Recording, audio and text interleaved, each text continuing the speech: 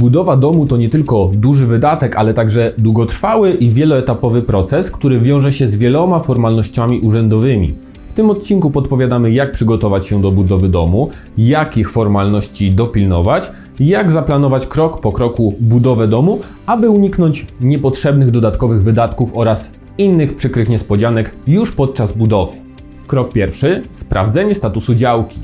Jedną z formalności, od których należy rozpocząć planowanie budowy domu, jest sprawdzenie statusu działki, którą chcemy zakupić, aby postawić na niej dom. Zakup gruntu powinien być decyzją przemyślaną, którą poprzedzimy wnikliwą analizą miejscowego planu zagospodarowania przestrzennego.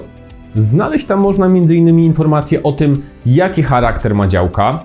Może to być na przykład działka budowlana lub też rolna. Natomiast na obszarze, który nie jest objęty aktualnym miejscowym planem zagospodarowania przestrzennego, należy ubiegać się o równorzędną z nim decyzję o warunkach zabudowy. Krok drugi: analiza ksiąg wieczystych. Jeśli chcemy zakupić działkę pod budowę domu i już wybraliśmy interesujące nas grunty, to zanim zdecydujemy się na zakup tego konkretnego, powinniśmy bardzo wnikliwie przejrzeć i przeanalizować księgi wieczyste interesujących nas nieruchomości.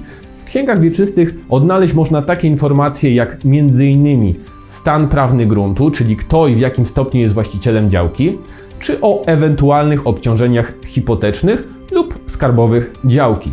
W tym dokumencie zawarte są również informacje o służebności drogowej lub służebności przesyłu, czyli czy przez działkę przechodzą instalacje np. elektryczna, czy też działka potrzebuje wewnętrznej drogi dojazdowej.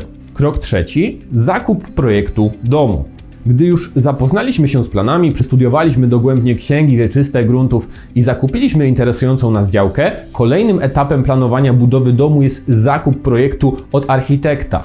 Projekt budowlano-architektoniczny domu to jeden z dokumentów, które są konieczne do uzyskania pozwolenia na budowę lub do rozpoczęcia prac budowlanych prowadzonych w oparciu o zgłoszenie zamiaru budowy w odpowiednim urzędzie. Na podstawie wielkości działki, określonych warunków zabudowy oraz indywidualnych wymagań można zlecić projektantowi przygotowanie indywidualnego projektu budynku, ale można też zakupić jeden z gotowych projektów.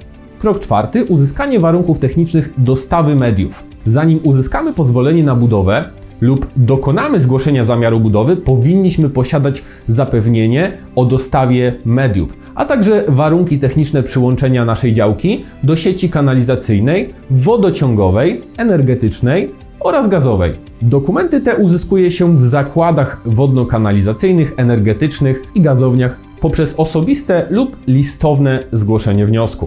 Krok piąty: uzyskanie pozwolenia na budowę lub dokonanie zgłoszenia zamiaru budowy. Planując budowę domu jednorodzinnego, indywidualni inwestorzy w większości przypadków nie muszą starać się o pozwolenie na budowę, powinni natomiast zgłosić zamiar budowy. Pozwolenie na tą budowę zgłasza się w takich sytuacjach, jeśli obszar oddziaływania planowanego budynku mieszkalnego wykracza poza granice działki. Są to takie m.in. przypadki, gdy dom ma być wybudowany 3, a nie 4 metry od granicy działki, czy też jest bardzo wysoki, co może powodować zacienienie sąsiadujących działek.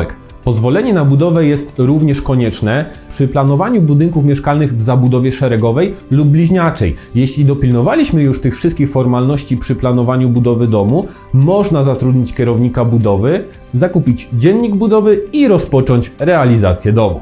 W tym odcinku to już wszystko, a ja zapraszam Cię na kolejne odcinki wideobloga.